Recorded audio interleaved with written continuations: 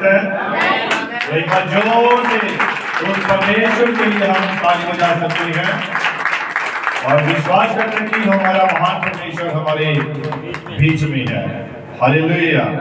तो पिछले सप्ताहों में हमारा एक संदेश चल रहा था, वो किसके ऊपर चल रहा था? दानियल के ऊपर। और प्रभु ने उसके बारे में, खुदा के कलाम में उसके जीवन के बारे में हमें बहुत सारी बातें बताई। याद है किसी को कुछ बातें? बता सकता है कोई? कौन कौन सी बातें थी दानियल में? सबसे पहले कौन सी थी? चुनाव। उसमें एक चुनाव करने का क्या था? आत्मा था, एक डिसीजन लेने वाला आत्मा था। और फिर उसके बाद हिम्मत वाला, और तीसरा प्रार्थना करने वाला। अब याद आ रहा सभी का ना धीरे धीरे। और चौथा था अपने आप को पवित्र करना। और फिर हमने पढ़ा था संकट में परमेश्वर पर भरोसा रखने वाला था। Hallelujah, hallelujah. और दानियल इन सारी बातों से निकला, शेरों की मांग में से निकला, प्रार्थना करने में वो सामर्थ्य था, और डिसीजन लेने में, हर बात में जब उसके ऊपर कोई ना कोई संकट आया तो उसने हर एक संकट के ऊपर, खुदा का कलाम कहता है, उसने विजय हासिल की। हर एक मुश्किल पर उसने क्या की? जीत हासिल की, विजय हासिल की थी। हालेलुया। और आखिर में दानियल में एक ये बात पाई गई कि उसने हर एक मुश्किल पर जीत हासिल की थी। हालेलुया। तो हम देखते हैं कि दानियल ने अपने दुश्मनों पर विजय पाई, जो उसकी चुगली किसके पास करने के लिए गए थे?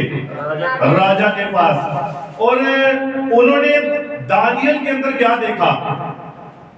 गए तो चुगली करने के लिए, परंतु क्या देखा उन्होंने? उन्होंने परमेश्वर की व्यवस्था को देखा, उन्होंने दानियल की पवित्रता को देखा।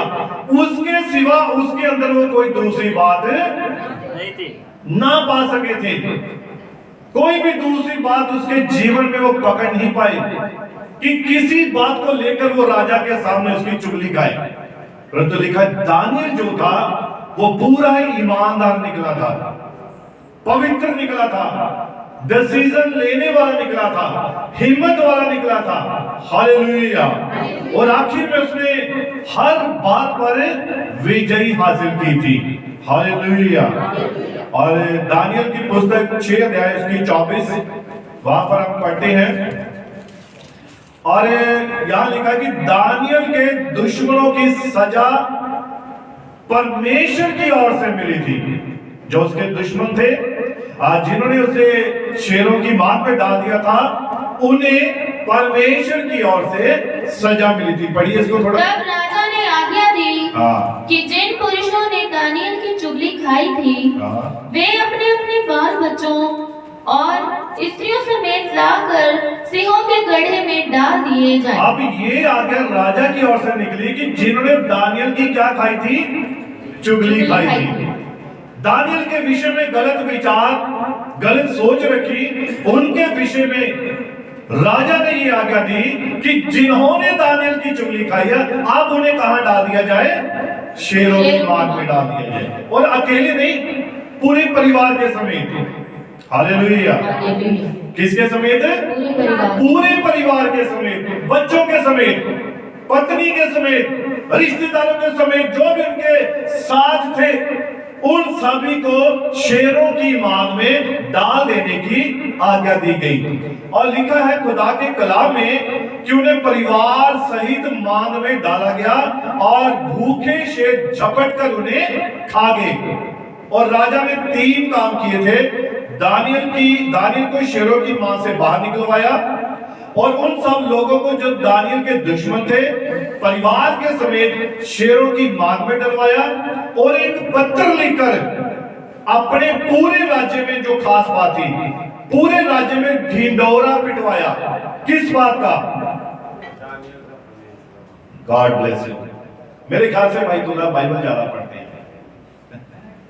पढ़ते सभी है लेकिन प्रेजेंट माइंड है ना, हर बात आपको प्रेजेंट आपके दिमाग में रहनी चाहिए।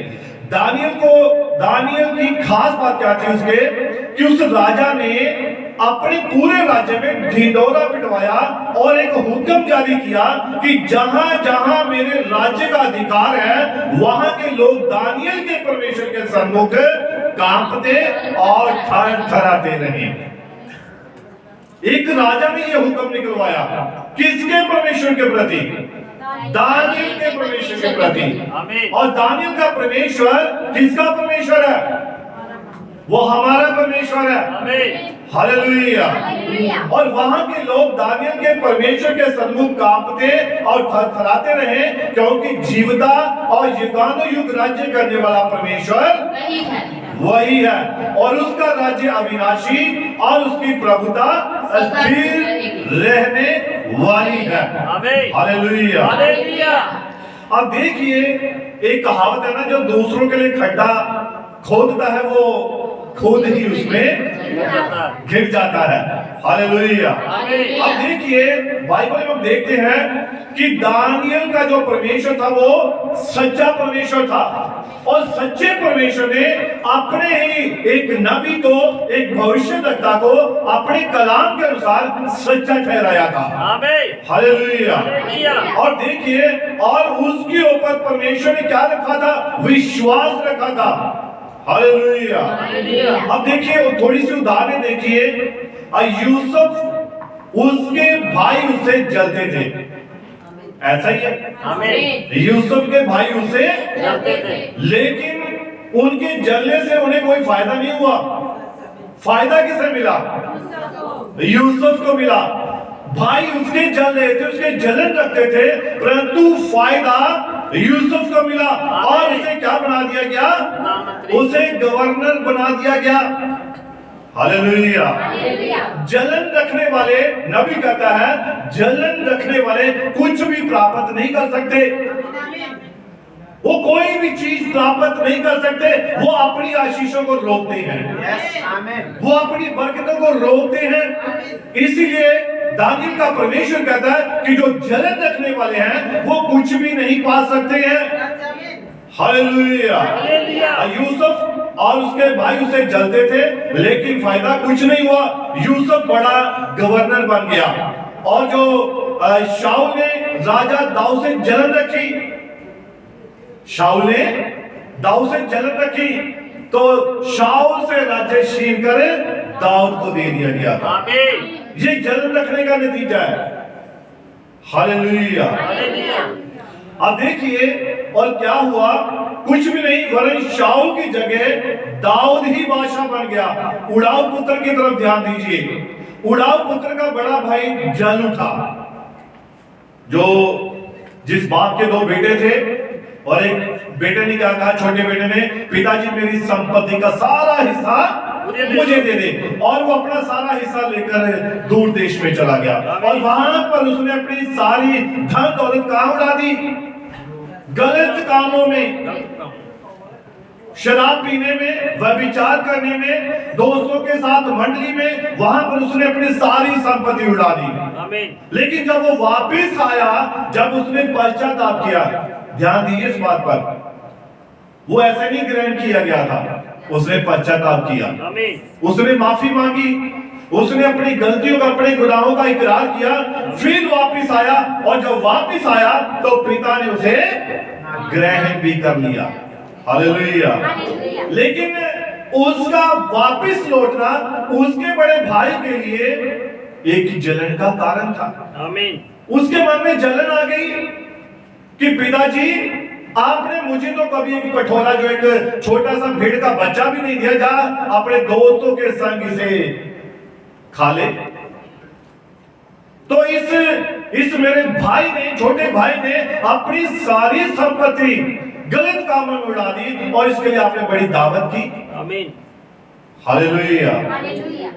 जलन जो है, जलन ये कुछ भी नहीं पड़ने देती है, ये आपके प्राण को आनंदित नहीं होने देती है, ये आपकी आत्मा को खुश होने नहीं देती है। जिस हृदय में जलन होती है वो कभी भी फलवंत नहीं होता है।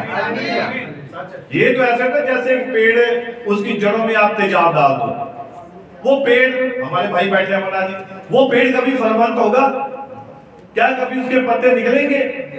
वो जड़ से ही सूख फलेगा नहीं, ना उसमें फल, ना उसमें पत्ते, ना उसमें टहनियां लगेंगी। ये जलन क्या करती है? जलन आपको अपने स्थान से हटा देती है। ये जलन आपकी आशीषों को, बरकतों को रोक के साड़ के रख देती है। ये ऐसी जलन होती है। तो जलन देखो कितने बड़े बड़े काम करती है ये। तो दिल हमेशा कैसा होना चाहिए? प्रेम से भरा हुआ, प्यार से भरा हुआ, परमेश्वर के अनुग्रह से भरा हुआ। आप देखिए जब जलन होती है ना, जिस व्यक्ति के प्रति आपके मन में जलन होगी, आप उसके प्रति कभी कुछ अच्छा बोल ही नहीं सकते हैं। आप उसके साथ कोई भी अच्छी बात नहीं कर सकते हैं। ऐसा क्यों है? क्योंकि जलन आपके अंदर है, आपके मन में है। Hallelujah, hallelujah. तो ये जलन जो है, ये कभी भी आपको फलवंत होने नहीं देती है। हालेलुया। तो इन्होंने क्या किया था? जिन्होंने भी बाइबल में हम देखते हैं कि जलन की, वो कभी भी अपनी जिंदगी में फलवंत नहीं होने पाए। पेड़ लगा, नजर जरूर आएगा, परंतु उसमें कोई फल नहीं लगेगा, उसमें पत्ते नहीं निकलेंगे, उसमें कोई भी ऐसी चीज आपको नजर नहीं आएगी जो आपके काम की हो। हालेलुया। तो इसीलिए नबी कहता है कि आप अपने हृदय को सिर्फ वचन से ही पोषित करें, पवित्र आत्मा के वचन के द्वारा, कलाम के द्वारा पोषित करें, ताकि आपके हृदय आनंदित और मगन रहे और सदैव यहोवा की उपासना करते रहें। और जब हृदय आनंदित होगा, मन खुश होगा, तो आपका चेहरा भी आनंदित नजर आएगा। हालेलुया। लिखा मन की उदासी चेहरे से साफ प्रकट होती है। जब मन उदास होता है ना, तो आपका चेहरा हमेशा दुखी बना रहेगा और लोग पढ़ लेंगे आपको, भाई आज आपका चेहरा उदास क्यों है? आज आपका चेहरा ऐसा क्यों है? क्योंकि आपके मन में उदासी है। तो इसीलिए जिसका मन प्रसन्न है, खुश है, उसकी प्रसन्नता चेहरे से प्रकट होती है। Hallelujah, hallelujah. और देखिए नबी कहता है, परंतु उनके हाथ कुछ नहीं आया जिन्होंने जलन की। और दानियल 12:2 में लिखा है कि जो भूमि के नीचे सोए रहेंगे, उनमें बहुत से लोग जाग उठेंगे, कितने तो सदा के जीवन के लिए, और कितने अपनी नाम धराई और सदा तक जिन्होंने ठहरने के लिए। हालेलुया। और लिखा, तब राज्य और प्रभुता और धरती पर के राज्य की महिमा परम प्रधान की ही प्रजा अर्थात उसके लोगों को दी जाएगी, और सब प्रभुता करने वाले उसके अधीन होंगे और उसकी आज्ञा मानेंगे। तो यहोवा की शरण में आना, खुदा की उपस्थिति में आना, ये आपको क्या करता है? ये आपको फलवंत करता है, ये आपको ब्लेस करता है, ये आपको आशीषित करता है। Hallelujah, hallelujah. और एक सातवीं बात और थी दानियल के जीवन में, वो पता क्या थी? वो थी कि वो मसीही लोगों को भविष्यवाणियों पर ध्यान दिलाता था, वो लोगों के लिए भविष्यवाणी करता था। आज नबी कहता है बहुत सारे लोग अन्य भाषा बोलते हैं, ऐसा ही है? आमीन। कितने सुनी है अन्य भाषा? है ना, बहुत सारे लोगों को हमने देखा अन्य भाषा बोलते हुए, सुना भी होगा, देखा भी होगा। लेकिन जो व्यक्ति, बाइबल खुदा का कलाम कहता है, जो व्यक्ति अन्य भाषा में बातें करता है, वो किससे करता है? परमेश्वर से। वो परमेश्वर के साथ बातें करता है। परंतु इसका भी एक ढंग है बात करने का। नबी ने जैसा सिखाया है, अन्य भाषा, गैर भाषा में बातें करना, इसका भी एक तरीका है। और मान लीजिए यहाँ पर कोई अन्य भाषा वाला व्यक्ति आ जाए, उदाहरण के तौर पर मान लीजिए यहाँ पर कोई साउथ इंडियन आ जाए और वो अपनी भाषा में यहाँ पर प्रचार करे या बातें करे, तो क्या वो आपको समझ आएगी? नहीं समझ आएगी। तो इसके लिए खुदा का कलाम कहता है वहां पर एक ट्रांसलेटर होना चाहिए, अनुवादक होना चाहिए जो उसका अर्थ करके बता सके। हालेलुया। और वैसे ही जब कोई भाई या कोई बहन अन्य भाषा में बातें करता है, प्रार्थना करता है, तो लिखा है कि वहां पर कौन होना चाहिए? उसका अनुवाद करने वाला होना चाहिए। और फिर उसने क्या भविष्यवाणी की है वो बताए, क्या उसने किसके बारे में क्या बोला है वो बताए। हालेलुया। लेकिन खुदा का कलाम कहता है अन्य भाषा जो बोलता है वो परमेश्वर के साथ क्या करता है? बातें करता है। लेकिन उससे भी एक खास बात है, पौलुस कहता है वो क्या होनी चाहिए? आपको भविष्यवाणी करनी चाहिए। दानियल क्या कह रहा था? जब भविष्यवाणी होती है, जब भविष्यवाणी की जाती है, तब कलीसिया की तरक्की होती है, तब प्रजा की तरक्की होती है, तब लोग निहाल होते हैं। हालेलुया। आप देखिए, इसको पढ़िए थोड़ा, पहला कुरिन्थियों और उसका आप 14-13 अध्याय पढ़िए। पहला कुरिन्थियों 14 पढ़िए, 14 की 1 से। प्रेम का, हाँ पढ़िए। प्रेम का अनुकरण करो, हाँ, और आत्मिक वरदानों की भी धुन में रहो। हाँ जी पढ़िए। विशेष करके ये की भविष्यवाणी करो। अब देखिए यहाँ पर लिखा प्रेम का क्या करना है? अनुकरण करना है और आत्मिक वरदानों की धुन में रहो, विशेष करके ये कि भविष्यवाणी करो। पौलुस ने यहाँ पर किसके बारे में विशेष कहा है? भविष्यवाणी करने के लिए। पढ़िए। क्योंकि जो अन्य भाषा में बातें करता है, क्योंकि जो अन्य भाषा में बातें करता है वह मनुष्य से नहीं हाँ। परंतु परमेश्वर से बातें करता है। वह मनुष्य से नहीं परंतु किससे बातें करता है?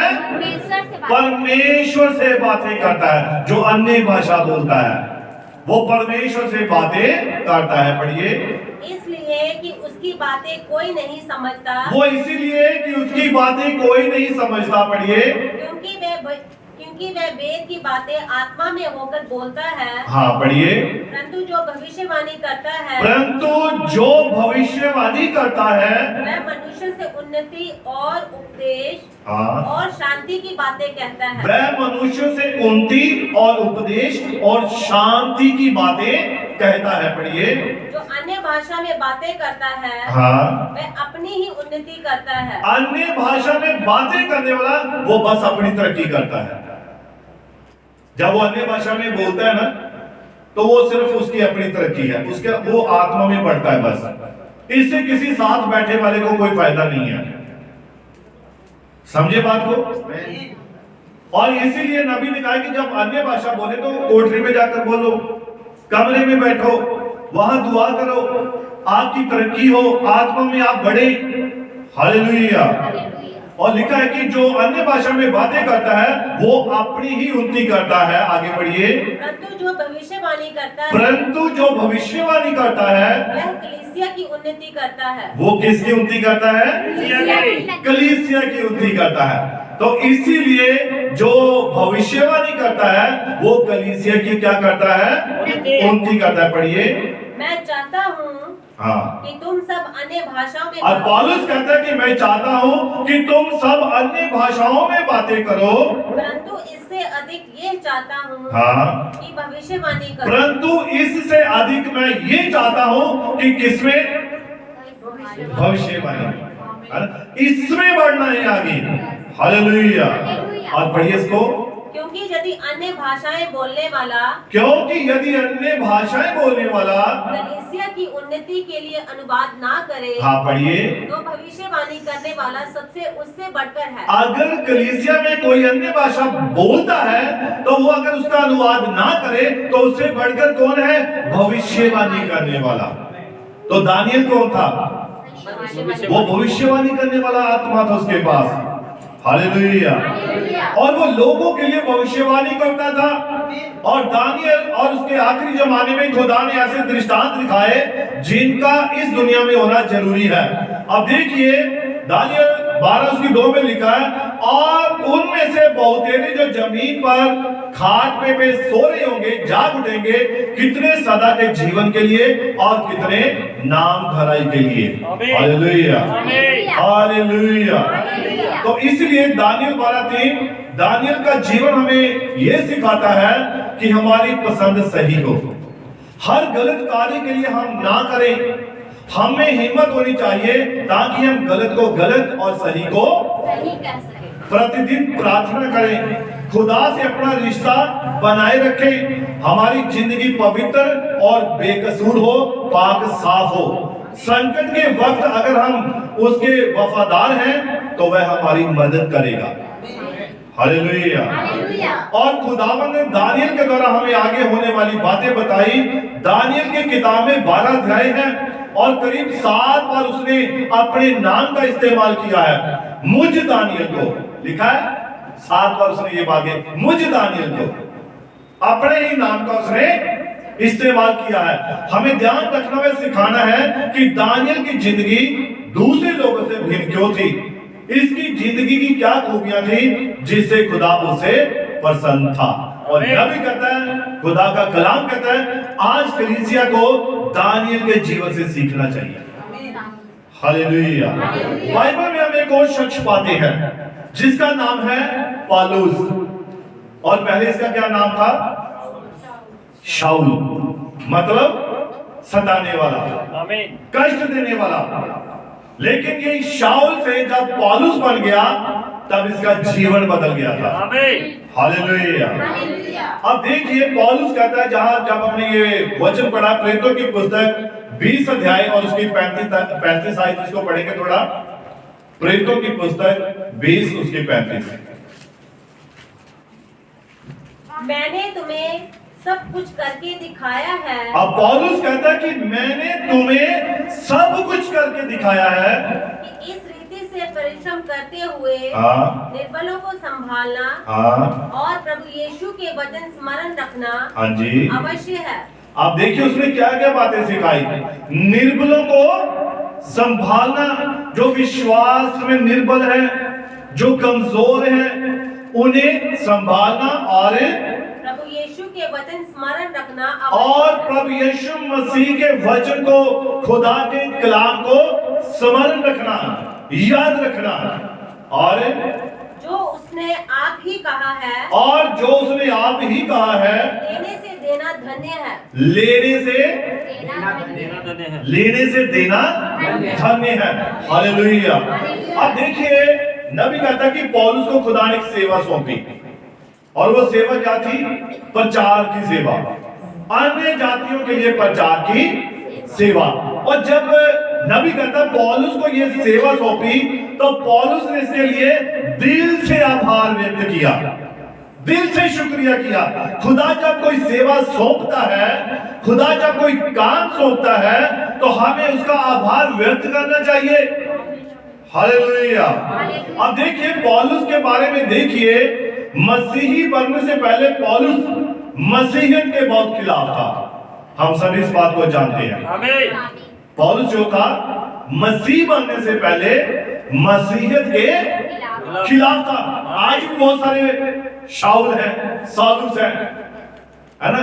अभी भी बहुत सारे ऐसे लोग हैं जो मसीहियत के खिलाफ हैं, जो नहीं चाहते कि मसीह हमारे जीवन में काम करे।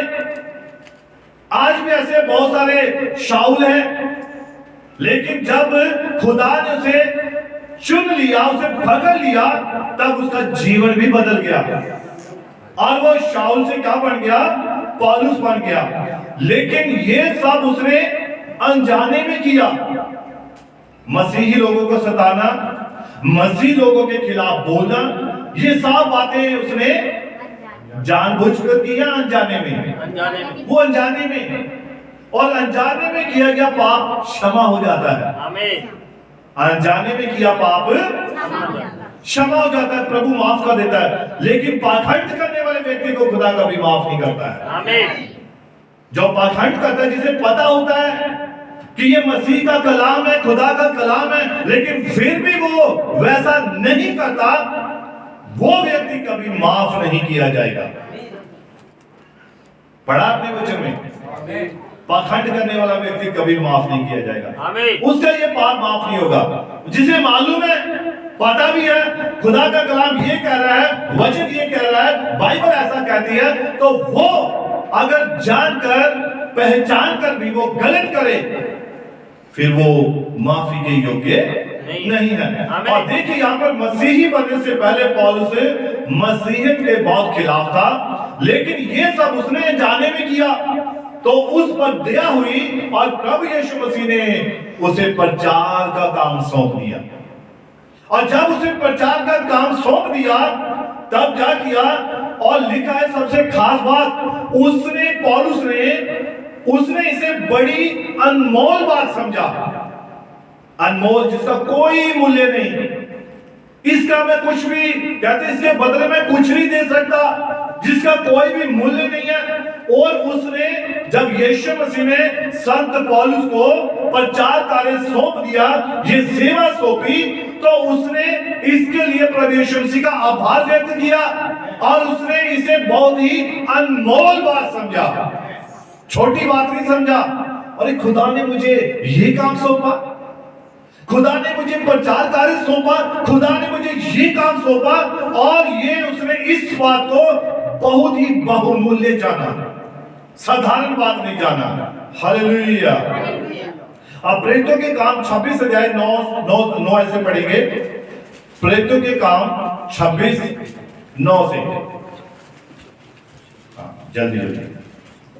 मैंने समझा ही था कि यीशु नासरी के नाम के विरोध में मुझे बहुत कुछ करना चाहिए। अब पौलुस यहाँ पर क्या कह रहा है कि मैंने ये समझा था कि प्रभु यीशु मसीह के नाम के विरोध में मुझे बहुत कुछ करना चाहिए। ये पौलुस की जिंदगी का एक सफर है, पढ़िए। और मैंने यरूशलेम में ऐसा ही किया, और मैंने यरूशलेम में ऐसा ही किया, और प्रधान याजकों से अधिकार पाकर, हाँ पढ़िए, बहुत से पवित्र लोगों को बंदी गृह में डाला। हाँ जी। और जब वे मार डाले जाते थे, हाँ, तो मैं भी उनके विरोध में अपनी सम्मति देता था। और जब वो उन लोगों को, मसीही लोगों को पकड़ता था और उन्हें मार डालता था, तब वो भी अपनी सहमति, बिल्कुल ठीक काम किया, ये मारे जाने के योग्य थे और ये उन बातों में सहमत था। पढ़िए।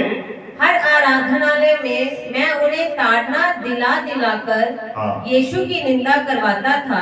और वो उनसे क्या करवाता था? मसीही लोगों को पकड़ता था और यीशु मसीह के खिलाफ निंदा करवाता था, उन्हें मजबूर करता था कि आप वचन के खिलाफ बोलो, आप वचन मसीही लोगों के खिलाफ बोलो। ये शैतान उसके अंदर से उस वक्त काम कर रहा था। पढ़िए। यहाँ तक कि क्रोध के मारे ऐसा पागल हो गया, और उसे इतना गुस्सा, जब भी कोई मसीही व्यक्ति आता, क्रोध। और लिखा है यूहन्ना की इंजील में, ये किसका? झूठ का पिता है, गुस्से का पिता है। क्रोध जो है ये आपके दिमाग को सेट नहीं होने देता है।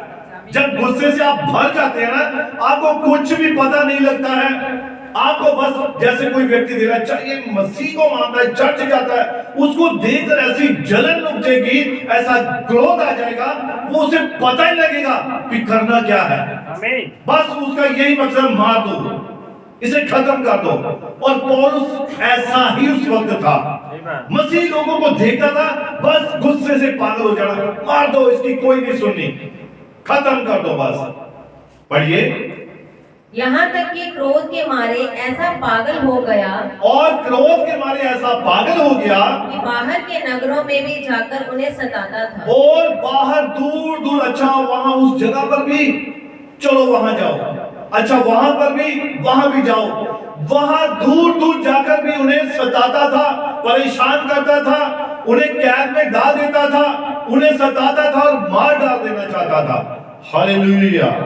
हाँ पढ़िए। इसी धुन में जब मैं प्रधान याजकों से अधिकार और आज्ञा पत्र लेकर दमिश्क को जा रहा था, तो हे राजा, मार्ग में दोपहर के समय मैंने आकाश से सूर्य के तेज से भी बढ़कर एक ज्योति अपने और अपने साथ चलने वालों के चारों ओर चमकती हुई देखी। पढ़िए। जब हम सब भूमि पर गिर पड़े। हाँ जी। तो मैंने इब्रानी भाषा में हाँ। मुझसे ये कहते हुए एक शब्द सुना, हाँ पढ़िए। हे शाऊल, तुम मुझे क्यों सताता है? और देखिए यहाँ पर खास बात थी, और वो खास बात क्या थी? यहाँ पर शाऊल की मुलाकात किसके साथ हुई है? यीशु मसीह के साथ हुई है। अब यीशु मसीह क्या यहाँ पर प्रकट रूप में था? यीशु मसीह कहां पर था? यीशु मसीह, वो आग का खंभा दिखाई दे रहा है नबी के सर के ऊपर, द पिलर ऑफ फायर। आमीन। ये आग का खंभा वहां था। आमीन। ये वो चमकती हुई रोशनी थी, और उस रोशनी के अंदर यीशु मसीह था। आमीन। और उस रोशनी के अंदर से यीशु मसीह बोला, हे शाऊल, तू मुझे क्यों सता रहा है? आमीन। अब देखिए यीशु मसीह, अब यीशु मसीह को वो कैसे सता रहा था? वो मसीह लोगों को मार रहा था, मसीह लोगों को परेशान कर रहा था। कर तो वो लोगों कर रहा था, लेकिन परेशान यीशु मसीह हो रहा था। आमीन। कौन सताया जा रहा था? प्रभु यीशु मसीह सताया जा रहा था। तो इसलिए यीशु मसीह ने दमिश्क में वहां पर शाऊल से मुलाकात की, और उस आग के खंभे में से, उस रोशनी में से उससे बातें की। और कौन सी भाषा में बातें की? इब्रानी भाषा में। हे शाऊल, तू मुझे क्यों सताता है? तब क्या जवाब मिला? पढ़िए। पैने पर लात मारना तेरे लिए कठिन है। पैने पर लात मारना तेरे लिए क्या है? अब पैना किसे कहते हैं? सुआ, है ना, एक तीखा भाला, नोकीला भाला। आप उसको लात मार सकते हैं? बताइए।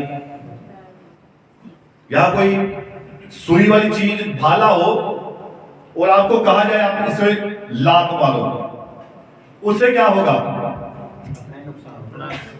वो नोकीला भाला आपकी टांगे आर पार, नुकसान अपना है। तो मसीह के लोगों को सताना, मसीह के लोगों को परेशान करना, ये उस पैने पर लात मारने के बराबर है। हालेलुया। नुकसान खुद का ही होगा, आप खुद परेशान हो जाएंगे जो मसीह लोगों को सताएंगे। हालेलुया। आप पढ़िए इसको आगे। मैंने कहा, हे प्रभु, तू कौन है? हाँ। प्रभु ने कहा, मैं यीशु हूँ। और जब उसने पूछा कि हे प्रभु तू कौन है, तो उसने क्या कहा? मैं यीशु हूँ। हाँ पढ़िए। जिसे तू सताता है। जिसे तू क्या कर रहा है? सता रहा है। पढ़िए। परंतु तू उठ, हाँ। अपने पांव पर खड़ा हो, हाँ। क्योंकि मैंने तुझे इसीलिए दर्शन दिया है, हाँ। कि तुझे उन बातों का भी सेवक और गवाह ठहराऊं। अब देखिए यहाँ पर यीशु मसीह ने जो उसे किस लिए सेवा कार्य सौंप रहा है? सेवा कार्य, प्रचार का कार्य सौंप रहा है कि मैंने तुझे अपने वचन के लिए इस्तेमाल करना है, और तू मेरे लिए क्या है? तू मेरे वचन को लोगों तक पहुंचाएगा। उसने से चुन लिया, सेवा कार्य दिया है। और ये पौलुस गवाही दे रहा है कि प्रभु ने मुझे चुना, प्रभु ने मुझे सेवा कार्य दिया, और वो आभार व्यक्त कर रहा है किसके सामने? राजा के सामने। पढ़िए इसको 18 तक पढ़ने से। जो तूने देखी हैं, हाँ। और उनका भी जिनके लिए मैं तुझे दर्शन दूंगा। हाँ पढ़िए। और मैं तुझे तेरे लोगों से और अन्य जातियों से बचाता रहूंगा। और मैं तुझे अन्य जाति लोगों से भी क्या करता रहूंगा? बचाता रहूंगा। पढ़िए। जिनके पास हाँ। मैं अब तुझे इसलिए भेजता हूँ, हाँ। कि तू उनकी आंखें खोले। और मैं तुझे उनके पास इसीलिए भेजता हूँ कि तू उनकी आंखों को खोले। पढ़िए। कि वे अंधकार से ज्योति की ओर, हाँ। और शैतान के अधिकार से परमेश्वर की ओर फिरे। किसकी ओर फिरे?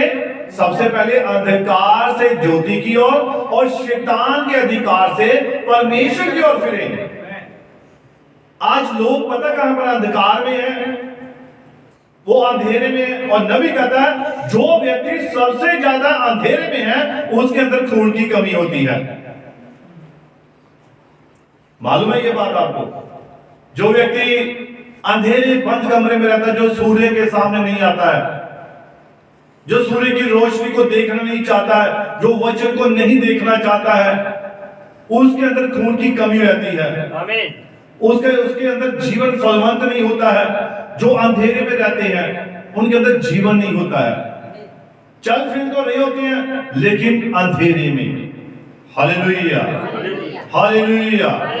और देखिए, अंधेरे से, अंधकार से ज्योति की ओर और शैतान के अधिकार से परमेश्वर की ओर फिरे, कि पापों की क्षमा और उन लोगों के साथ जो मुझ पर विश्वास करने से पवित्र किए गए हैं मिरास पाई। ये यीशु मसीह ने पौलुस को एक सेवा सौंपी है। हालेलुया। अब हम खुदा से मांगते क्या है? वचन में हमने पढ़ा, लेने से देना बेहतर है, भला है। तो यहां पौलुस ने मसीह से क्या मांगा? एक सेवा, एक प्रचार कार्य मांगा उसने, एक सेवकाई मांगी। Hallelujah, hallelujah. अब इसका पहला तीमुथियुस पहला अध्याय उसकी 12 आयत पढ़ेंगे। पहला तीमुथियुस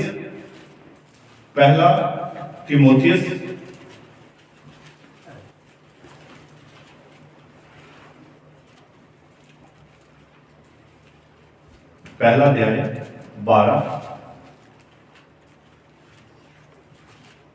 मैं अपने प्रभु यीशु का जिसने मुझे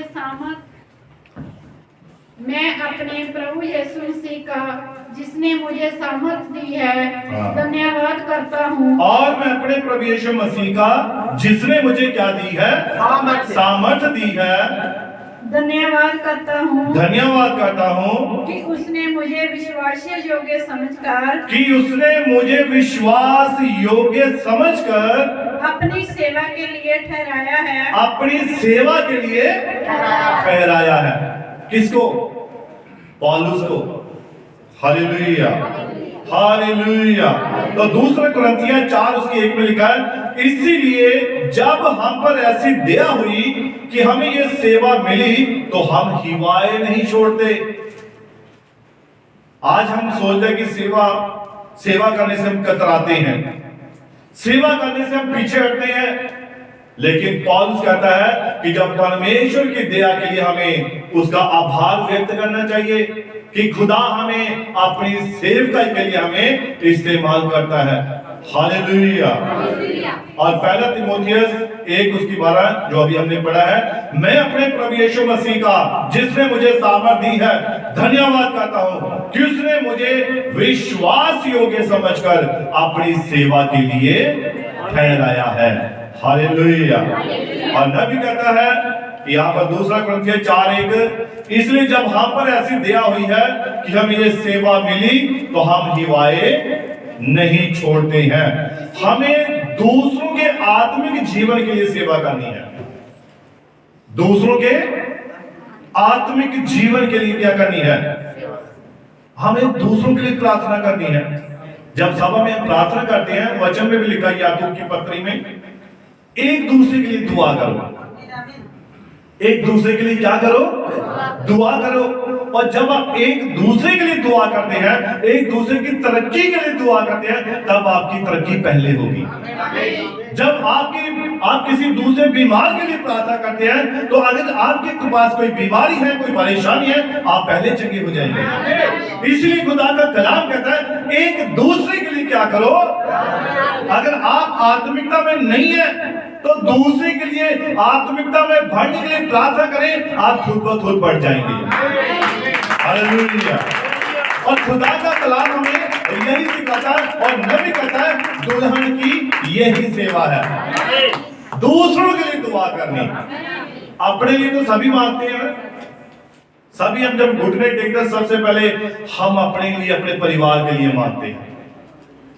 तो फिर खुदा का कलाम हमें कहता है पहले हमें अपनी कलीसिया के भाई बहनों के लिए मांगिए, उनके लिए मांगिए, आपके लिए पहले से तैयार हो जाएगा। हालेलुया। इसीलिए नबी कहता है कि दुल्हन की ये आत्मिक सेवा है, हमें दूसरों के आत्मिक जीवन के लिए सेवा करनी है, मेहनत करनी है और उन्हें आत्मिकता में आगे बढ़ाना है। संसार में आप सभी जल्दी आगे बढ़ जाते हैं, लेकिन आत्मिकता में आगे बढ़ना मुश्किल है। कारण पता क्या है? संसार सामने दिखाई देता है, लेकिन आत्मिकता सामने दिखाई नहीं देती है। आत्मिकता के लिए हमें मेहनत ज्यादा करनी पड़ती है। हालेलुया। अगर आप आत्मिक होना चाहते हैं तो इसके लिए आपको मेहनत करनी पड़ेगी। आप संसारिक तौर पर मेहनत करते हैं, सुबह जाते हैं और शाम को जी तोड़ मेहनत करते हैं, तब जाकर 500, 700, 1000 रुपया मिल पाता है। तब हम कितना खुश होते हैं, क्योंकि हमारे हाथ में हमारी कमाई आती है। और ये जो असली कमाई है, जो कभी खो ही नहीं जाएगी, जो जिसको ना तो कीड़ा लगेगा ना चोर चुरा पाएगा, ये कमाई जो है ये आपके जीवन के लिए, आपके प्राणों के लिए, आपके परिवार के लिए फलवंत होती है। हालेलुया। और देखिए नबी कहता है आज भी जो मसीह की चुनी हुई दुल्हन है, उसको तो सिर्फ वचन के साथ बने रहना है और दिल से सारी बुराई निकालनी है। हालेलुया। और मैं विश्वास करता हूं कि जो मसीह की दुल्हन है ना, इसके हृदय में बुराई नहीं है। जब मसीह की दुल्हन है वहां नहीं हो सकती बुराई, उसका दिल खराब नहीं हो सकता है। क्या हो सकता है ना? जो है ही मसीह की दुल्हन है ना। तो अगर संसार की दुल्हन है, और भी 5 है ना, बाइबल में पढ़ते हैं कितनी है? 10 है टोटल। 5 बुद्धिमान है और 5 मूर्ख है। तो हम तो बुद्धिमान है, और जो है ही बुद्धिमान तो उन्हें समझाने की, बताने की जरूरत नहीं पड़ती है। भाई से बात कर रहा था, भाई सुनील से, भाई सैम से, और भाई और भाई से बात हो रही थी कि जो समझदार है उसे समझाने की जरूरत नहीं पड़ती है, उसे बस क्या करना होता है? उसे इशारा ही करना होता है। समझदार व्यक्ति इशारे को ही समझ जाता है। क्यों? ऐसा ही होता है ना। अभी कन्वेंशन जो होने वाली है, कन्वेंशन में वहां पर मैं कहता हूं जो भाई लोग हैं, जो witness of Jesus anti message church के जो कलीसिया के मेंबर हैं, इनकी जो बातें हैं, इनका दूर से ही समझ आए एक दूसरे को कि वहां पर किस चीज की जरूरत है, वहां पर क्या करना है, वहां पर क्या करना है। बस वो ऐसे देखे, माँ अपने बच्चों को ऐसे देती है, बच्चा समझ जाता है कि अब मुझे सीधा बैठना है। ऐसा ही होता है ना। अगर आंखें थोड़ी चौड़ी खोल दी तो बच्चा और अच्छी तरह समझ जाता है, अब तो कोई खतरनाक की बात आएगी मम्मी की ओर से।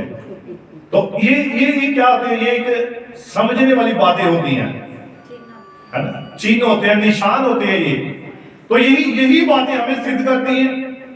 मैं एक बार जब दुकान पर बैठा हुआ था, वहां पर एक काफी अच्छी पढ़ी लिखी महिला थी, उसका बेटा छोटा सा उसके साथ था, और वो बच्चा क्या करता, बार बार जहां से वो सब्जी वगैरह खरीद रहे थे, तो उसकी सब्जी उठाकर कभी ऐसे कर रहा था, कभी ऐसे। तो उसकी माँ ने एक बार बेटा, तो बेटा वही स्टॉप, बस आवाज बेटा ही कहा, ना तो उसने कोई डंडा उठाया, ना उसने कोई वैसे। ऐसा क्यों? क्योंकि वो घर में सिखाते हैं, घर में सिखाते हैं। और जब बेटा थोड़ा सा फिर दोबारा, तो दूसरी बार बेटा नो, अब नो शब्द आ गया, तो बेटा और अब पक्का हो गया, अब जाके गाड़ी में बैठ गया। उसे पता लग गया था अब मामला खतरनाक होने वाला है। तो इसीलिए हमें क्या थोड़ी बातें ये देखनी है ना, समझनी है एक दूसरे को। वहां जब कन्वेंशन में बहुत सारे हमारी चर्च की ओर से मेहमान नवाजी होगी, है ना।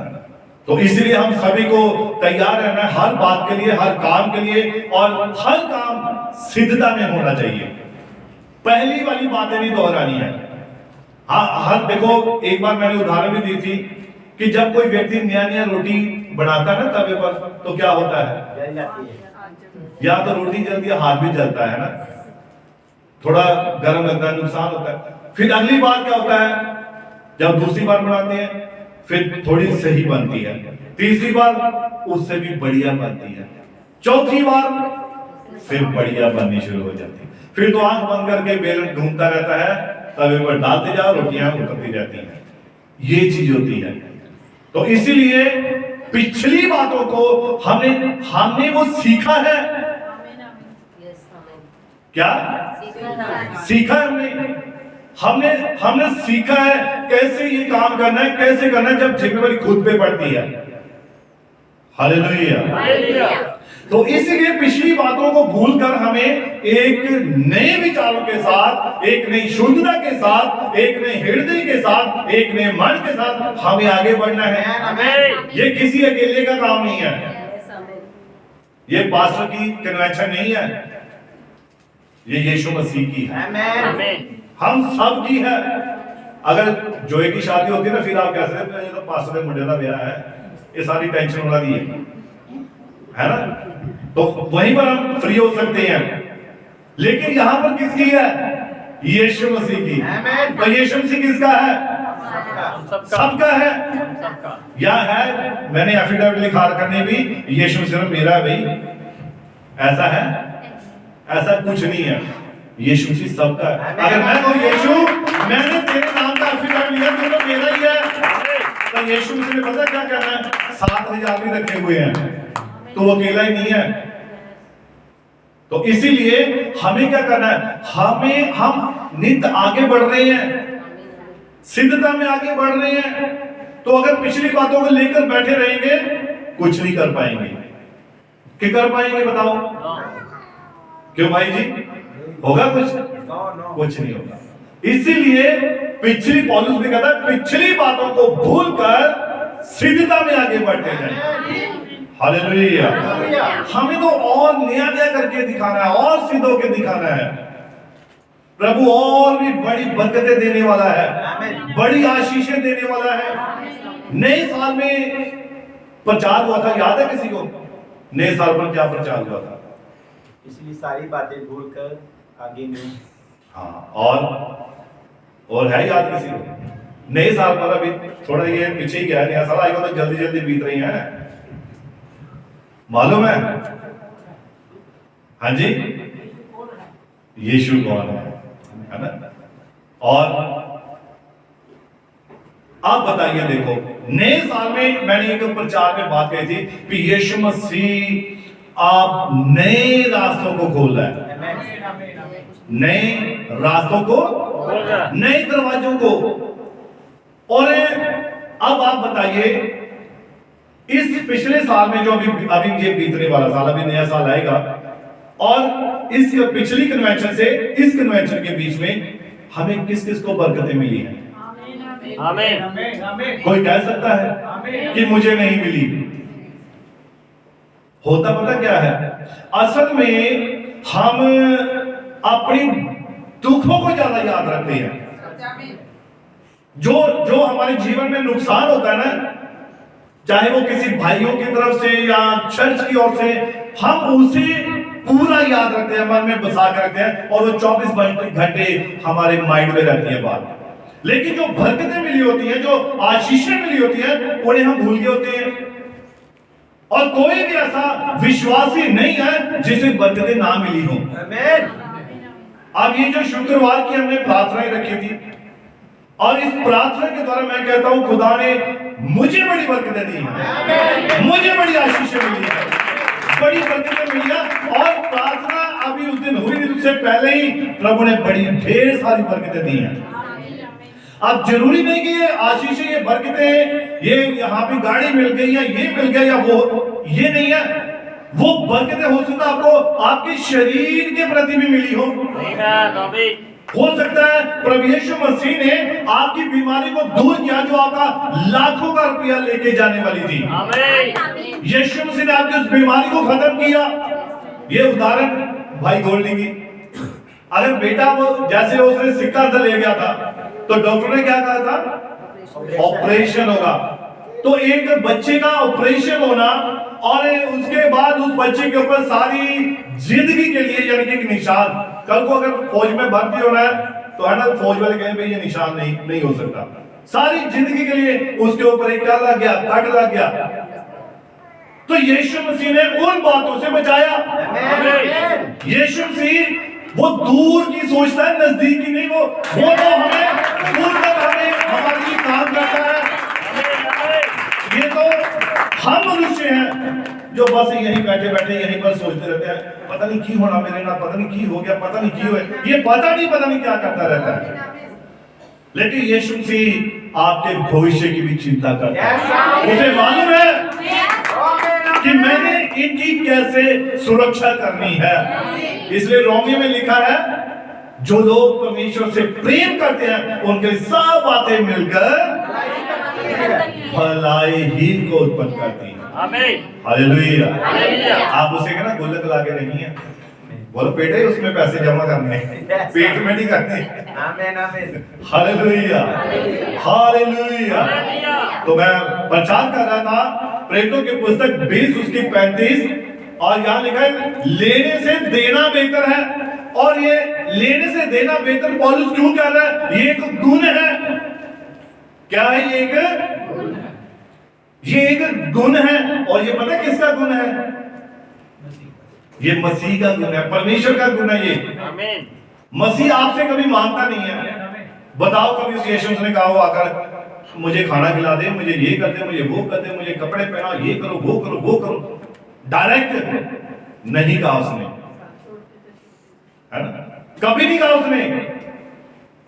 तो इसीलिए देखिए यहां पर ये लेने से देना, अब देने वाला ये किसका स्वभाव है? ये मसीह का स्वभाव है, ये परमेश्वर का स्वभाव है। और देखिए यहां पर लिखा कि देना परमेश्वर के चरित्र को दर्शाता है। किसको? मसीह के चरित्र को, कैरेक्टर को, मसीह के स्वभाव को। और देने का बाइबल में आदेश दिया गया है। हालेलुया। और देने से आपको खुशी मिलती है। कभी आपने किसी को दिया कुछ? जब आप किसी की मदद करते हैं ना तो आपका हृदय खुश होता है। आमीन। तो मसीह हजारों लाखों लोगों को देता है, आमीन आमीन। तो उसका हृदय कितना खुश होता होगा। यस यस आमीन आमीन। और वो देने में सामर्थी है। इसलिए मसीह चाहता है मेरा स्वभाव तुम्हारे अंदर हो। हालेलुया। हालेलुया। अब नबी कहता है, खुदा का कलाम कहता है देने से आप स्वस्थ रहते हैं, आप तंदुरुस्त रहते हैं, टेंशन नहीं आती है कोई। आप ये सोच भला करते हैं तो आपका मन अंदर से इतना ताजगी महसूस करता है ना, इतनी शांति आती है, आपको लगता है आपके अंदर से सारे रोग दूर। जब टेंशन, ये टेंशन ही ज्यादा जड़ है बीमारी की, चिंता, तनाव। ये टेंशन आता है, मैनू बड़ी टेंशन है फ्रिज की किश्त की, मैनू बड़ी टेंशन है गाड़ी की किश्त की, मुझे बड़ी टेंशन है उस बात की, मुझे बड़ी टेंशन। ये टेंशन ही तो बीमारी है, यही तो बीपी को बढ़ाती है, यही तो शुगर का लेवल ऊंचा करती है या डाउन करती है। ये तनाव, ये चिंता, यही तो असली बीमारियों की जड़ है। इसीलिए तो मत्ती के जीवन में यीशु ने कहा, कौन चिंता करके अपनी उम्र में एक पल भी बढ़ा सकता है। आमीन। हालेलुया। तो देखिए लिखा कि देने से आप स्वस्थ रहते हैं और आपकी आयु भी लंबी होती है। आमीन। क्या नहीं होती है? आमीन। फिर लिखा है दान देना परमेश्वर पर आपको भरोसा करना सिखाता है। आमीन। ये परमेश्वर का स्वभाव है। परमेश्वर शुरू से देता आया है, आमीन। शुरू से। आमीन। आज भी मांगो वो तब भी देता है। इसलिए इब्रानियों 13:8 में क्या लिखा है? God bless you. Yeshu Masih कल, आज और युगानुयुग एक सा है। वो कभी बदलने वाला परमेश्वर नहीं है। आमीन। हालेलुया। यीशु ने शुरू से दिया, आनंद से दिया, खुशी से दिया। और इसीलिए वो चाहता कि मेरे अंदर किसका स्वभाव हो? आपके अंदर, दुल्हन के अंदर यीशु मसीह का स्वभाव हो। आमीन। हालेलुया।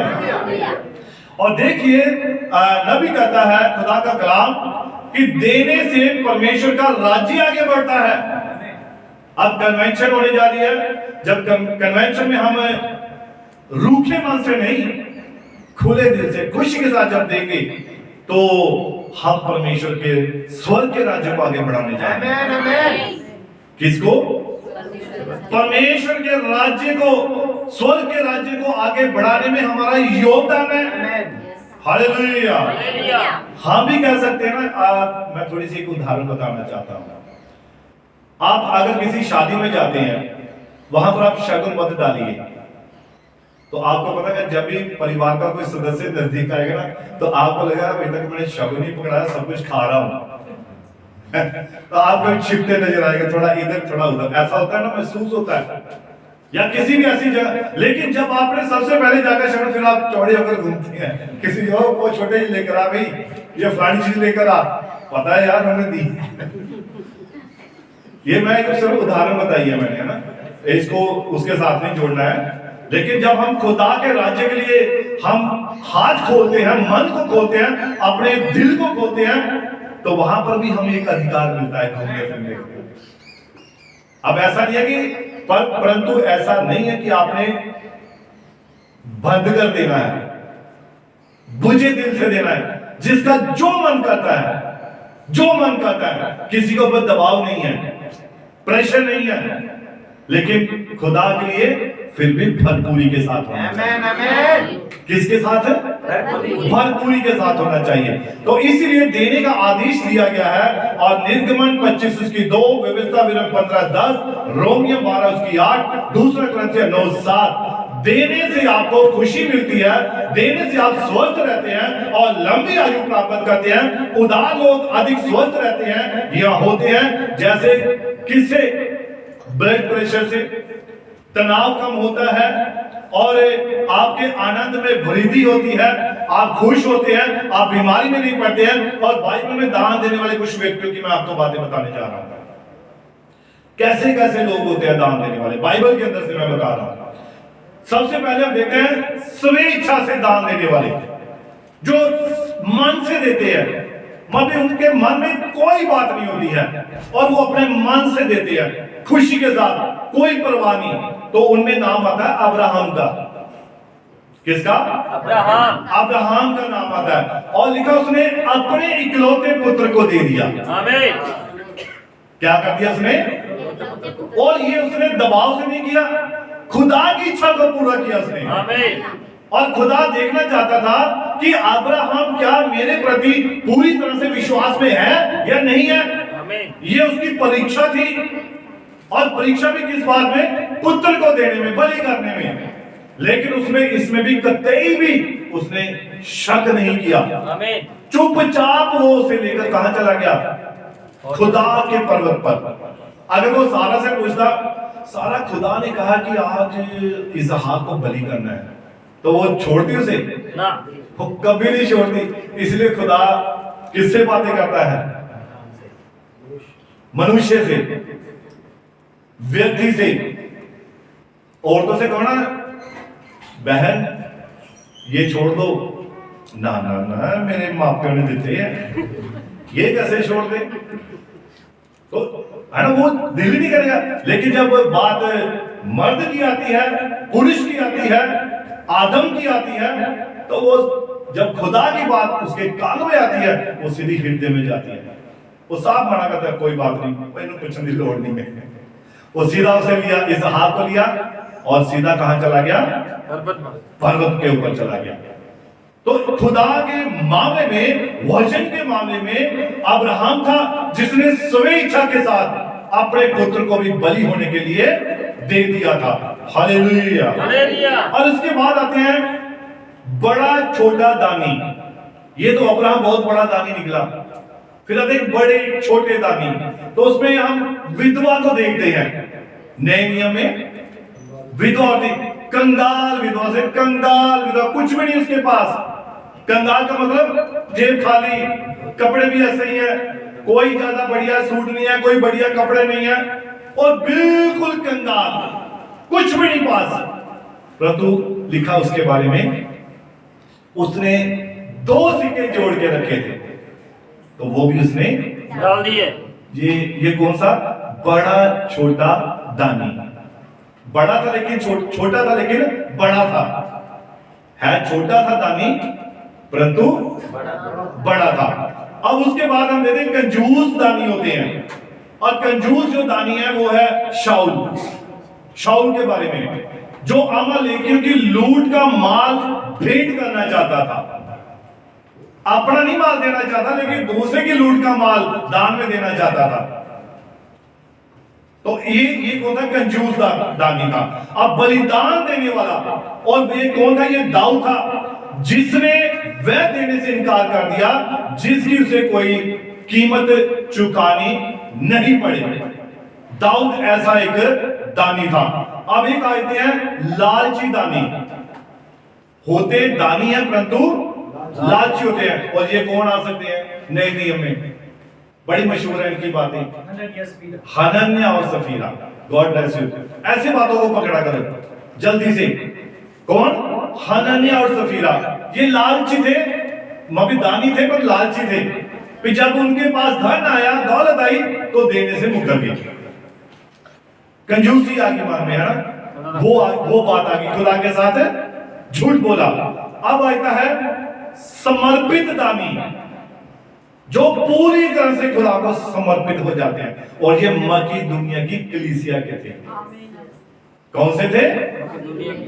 और ये खास बात है यहाँ पर, इसको देखिए आप, दूसरा कुरिन्थियों 8 अध्याय और उसकी पहली आयत पढ़े, जल्दी जल्दी निकालेंगे।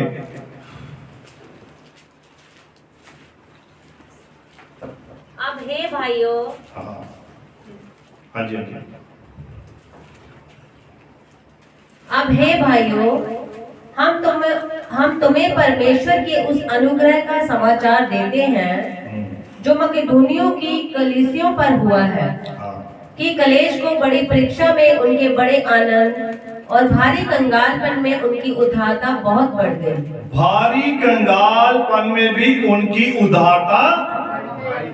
अब उन्होंने ये नहीं कहा कि हम कंगाल हैं, हमारे पास कुछ नहीं है, ये नहीं है, वो नहीं है, परंतु लिखा भारी कंगालपन में भी उनकी उदारता बढ़ गई थी। पढ़िए, उनके विषय में मेरी ये गवाही है। और पौलुस उनकी गवाही दे रहा है, मकी दुनिया की कलीसिया की पूरी तरह से समर्पित कलीसिया, और उनके विषय में मेरी ये गवाही है। पढ़िए, कि उन्होंने अपनी सामर्थ से भी बाहर मन से दिया। कहां से दिया? मन से दिया।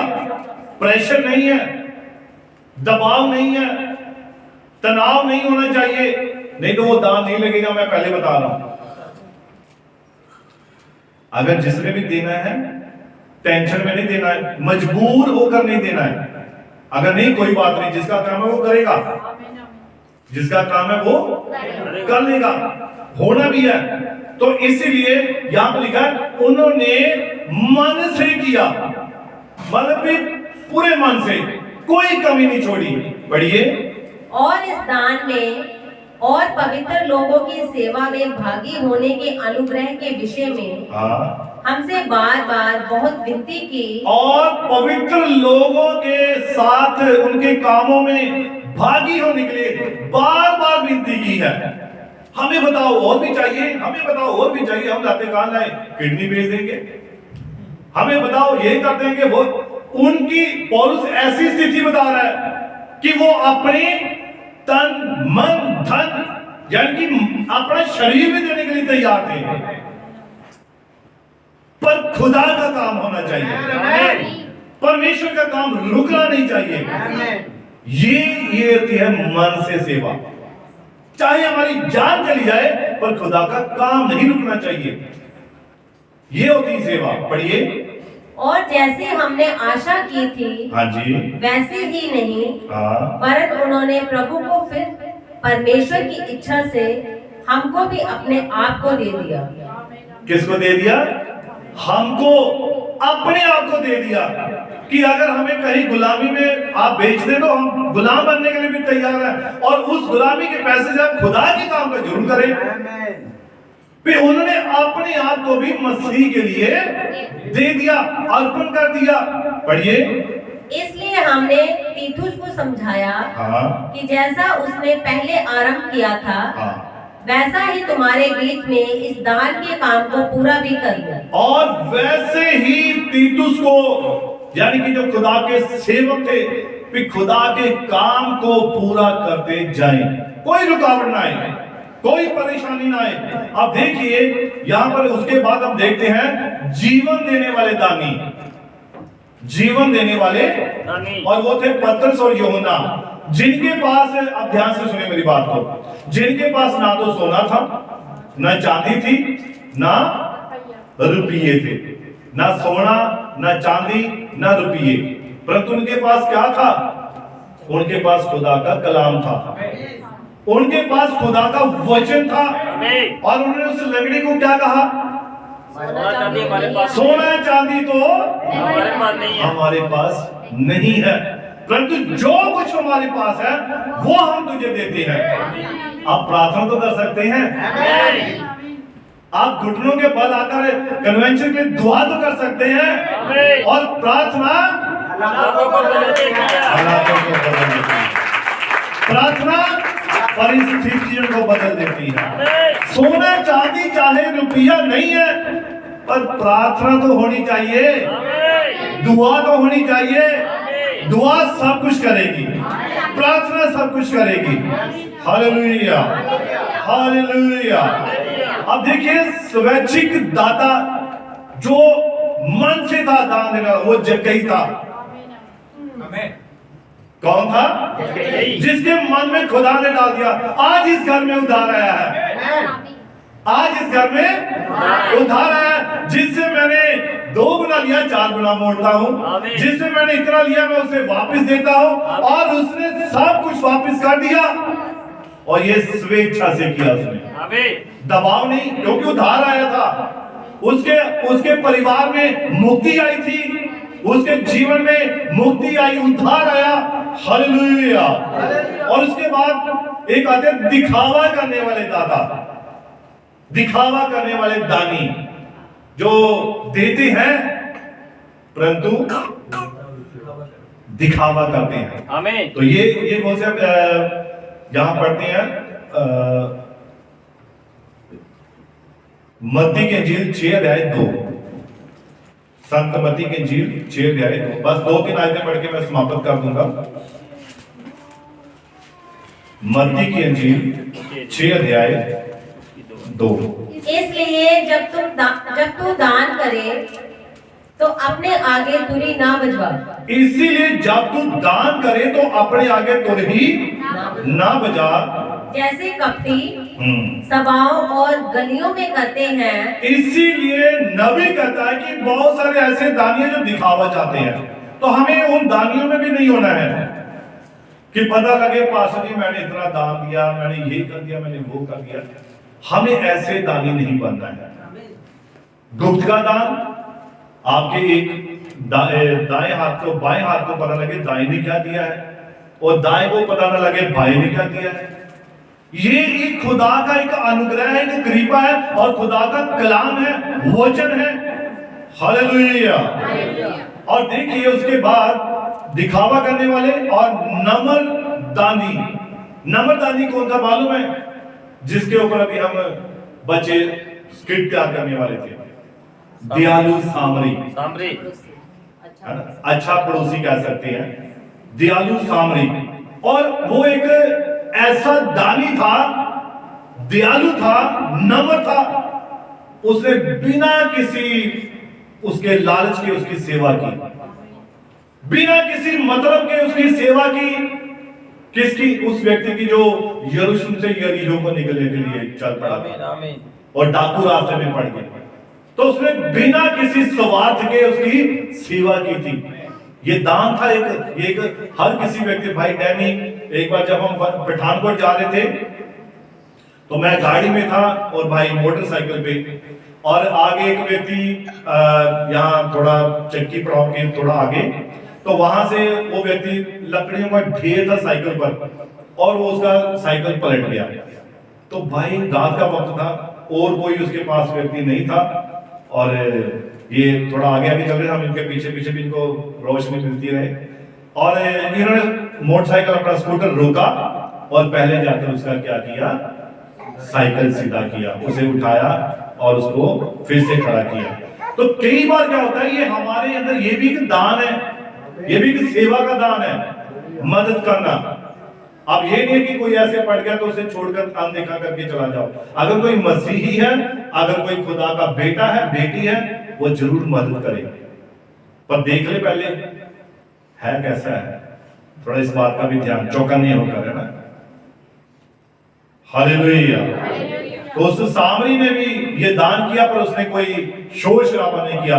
अब सुगंधित दान भी है, सुगंधित दान, और ये फिलिपियों में पाया जाता है। और वह जिनकी भेंट सुगंध रूपी सुगंध और ग्रहण योग्य बलिदान जो कि परमेश्वर को भाने वाली थी। फिलिपियों 4:18 पढ़ ली है, फिलिपियों 4:18। हाँ, जल्दी जल्दी निकाल। मेरे पास सब कुछ है, वरन बहुतायत से भी है। हाँ जी, जो वस्तु में तुमने, फिलिपियों 4 उसकी 18।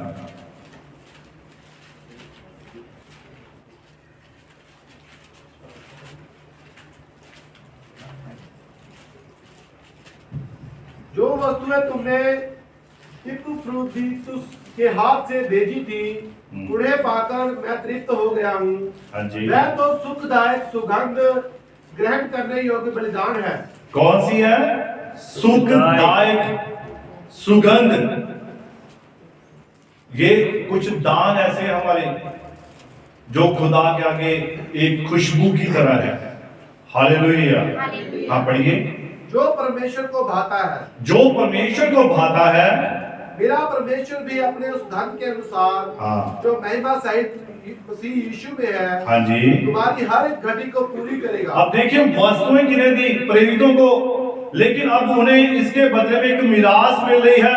मेरा परमेश्वर भी अपने उस धन के अनुसार जो महिमा सहित मसीह यीशु में है, तुम्हारी हर एक घटी को पूरी करेगा। हमारे परमेश्वर और पिता की महिमा युगानुयुग होती रहे, आमीन। और सबसे महान दाता कौन है? प्रभु यीशु मसीह, यहोवा परमेश्वर। आमीन, आमीन। कौन है? यहोवा परमेश्वर सबसे महान दाता, जिसने अपना इकलौता पुत्र संसार के लिए दे दिया। अब्राहम ने तो यहोवा के लिए दिया, पर यहोवा ने अपना पुत्र जगत के लिए दे दिया, संसार के लिए दे दिया, ताकि जो कोई भी उस पर विश्वास करे वो नाश ना हो, बल्कि अनंत जीवन को पाए। Hallelujah, hallelujah. और इसीलिए हमें इन बातों के लिए खुदा ने हमें अच्छे दादी बनाया है, अच्छे विश्वासी बनाया है, अच्छे बेटे और बेटियां बनाया है। जैसे पौलुस आभार व्यक्त करता है खुदा का कि जो सेवा उसने मुझे सौंपी है, इस सेवा कार्य में मैं सिद्ध होता जाऊं। तो मसीह की दुल्हन को मसीह के कामों में सिद्ध होना है, आगे बढ़ना है, और अपने जीवन के बारे में अपने जीवन में प्रकट करके बताना है कि सचमुच हम यहोवा के चुने हुए लोग हैं। आमीन। Hallelujah, hallelujah. Hallelujah. God bless you. प्रभु यीशु मसीह आपको बड़ी बरकत दे, बड़ी आशीष दे।